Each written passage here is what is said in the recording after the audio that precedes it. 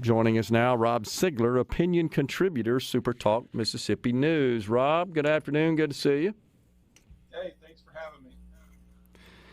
You bet. Got a little feedback, I think Rhino's working on there. So you recently penned an article, Rob, on child abuse. And it's published in SuperTalk Mississippi News on our news site. And it's entitled, "It's Time We Stop Ignoring Child Abuse." This was just published, I believe, a couple of days ago. So, and you talk about in the article some experience with some friends that you had that had some bad child abuse situations. Are we ignoring it? I mean, because you say it's time we stop ignoring it. Why do you think we are, and how do we put more focus on this? It's heinous, honestly. Well, if you look at the numbers, it seems to be an issue that is getting worse than better. If you look at the U.S. Department of Health and Human Services numbers, latest numbers that came out, which were from 2021, more than 600,000 children were victims of abuse in that 1 year.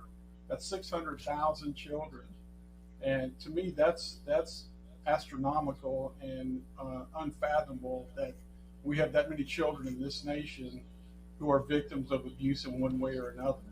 And why that is there's a plethora of reasons why that is. I'm not an expert. I'm just a guy that spent 30 years in journalism and had to report on these type of issues, it seemed like, on a constant basis. There are tons of issues as to why we have so much abuse in this country involving children. And I think there are other aspects of that abuse that lead to other issues, such as the gun violence issue I wrote about last month. I believe, I'm not, like I said, I'm not an expert, but I believe that, child abuse, if a child is not nurtured properly when they're younger, can lead to other issues such as crime and violence when they become teenagers and young adults and turn to gun violence. So I think the issues are both connected in a way. But as far as ignoring the issue, I think people have a tendency to turn the other way when they suspect or just ignore it altogether. I talked to a retired doctor friend of mine. She read my column, and she pointed out the fact that people have a tendency to believe the parent or the abuser more than they do the child who's reporting that they're being abused for one reason or another. And I think we need to take a serious look at why this issue is so prevalent in our country. And, yeah, 600,000 nationwide. How does that extrapolate? Or are there any figures with respect to the state of Mississippi and the number of cases? I don't have the exact numbers on Mississippi, but I'm sure they probably are close to that national average. The report that you mentioned about the child abuse that took place with a family friend of mine happened just a few years ago, and that's was fortunately the young child who was 3 to 4 years old at the time has developed into a fine young man that's about to be a teenager here pretty soon.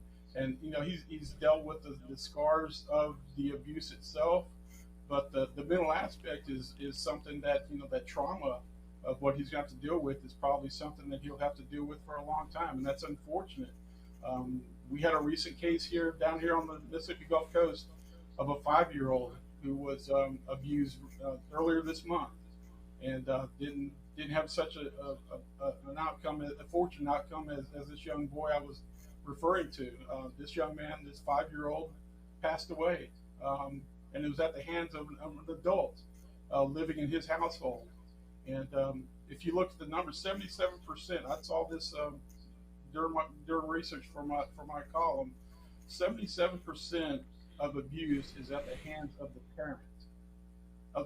Not somebody that's just calling out kids online and luring them into a situation that's bad. We're talking about the parent, the person that they look up to, the person who's supposed to be taking care of this child is the one that's doing the abuse. 77% is is just unfathomable to me. I can imagine um, Yeah. that number. I mean, as a parent, as a dad, as a father, um, it hurts my heart. Right. So when these cases become known and the investigation's done and it's determined, as you said, in 77% of the situations that this abuse is being committed by the biological parents, what are we learning about what seems to be driving these parents just to take up abusing their child like that, their own flesh and blood? What's causing it? What's the root cause? That's a good question. I wish I knew what that was. I imagine, and I think a lot of statistics would show that it's a generational thing. People who are abused as children are abusers as an adults. Those statistics, are out there about that. Um, Yeah. it's a situation, Gerard, that I think that people need to take a strong look at as mental health professionals, doctors, all of that. A lot of times these children wind up in foster care, and that's an issue all unto itself. Because if there's a case that comes out where it's suspected of being child abuse, then that child is taken from the home and placed in foster care. Yeah. Um, it's a serious situation. My younger brother and his wife are foster parents, and they fostered young children. Um, and the stories that they could tell me about what these kids went through is horrific. Fortunately, they have a younger son who is also a foster parent. Him and his wife decided that they Hmm. wanted to follow in the footsteps of their parents, and they are adopting two young boys. And I applaud them for doing that. So I think more people need to step up and become foster parents. I think as a community, as a nation, we really need to do more to advocate for the care of children who are abused on a daily basis.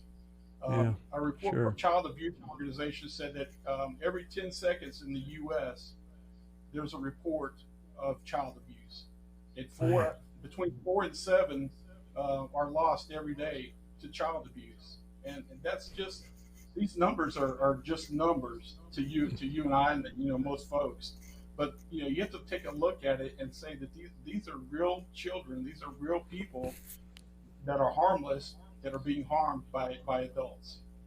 Unbelievable. So, do you think our laws are strong enough?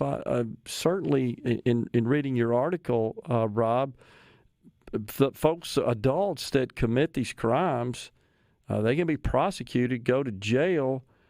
Doesn't seem like it's a sufficient deterrent. Maybe they just don't think about that or don't think they'll ever get caught, and they just continue to act and behave that way. Is there something we need to do from a judicial, a law enforcement, a legal perspective, kind of maybe beef up the punishment? Right. Right. I think the punishment has to fit the crime. And I think that the only way people are punished is if the case is put out there. A lot of these cases, don't go to that level. Um, Yeah. the young boy who passed away earlier this month, the person who abused him is facing a capital murder charge, and that's about the only way that you're going to get a conviction in these types of situations. You know, who knows how many cases go unreported each year of child abuse for one reason or another. And but I think the laws need to be more stringent. I'm not a expert on what laws are out there, but I'm sure that they could be more stringent as far as taking care of these children and making sure that they're taken care of. You stated in the article, to me, it's the most atrocious crime that can be committed. Nothing angers me more than for someone to harm the harmless. I agree with you, honestly. That it rips my heart out when I see that. And I feel so helpless. Like, what can I do to prevent this? Got about 30 seconds left, but spot on, Rob. Your thoughts on that Yeah, before we go? yeah, yeah. You're exactly right. We need to do more for the advocacy of children. in this country, in our state, and in our communities, and we have to do that in our own community up as communities to make sure this doesn't happen to our children. Absolutely. Appreciate you highlighting this important issue, Rob, and bringing it to our attention. We need to stay focused on that and stop all this nonsense. Appreciate it. Have a good weekend. Thanks. Coming right back in the Element Wealth Studio.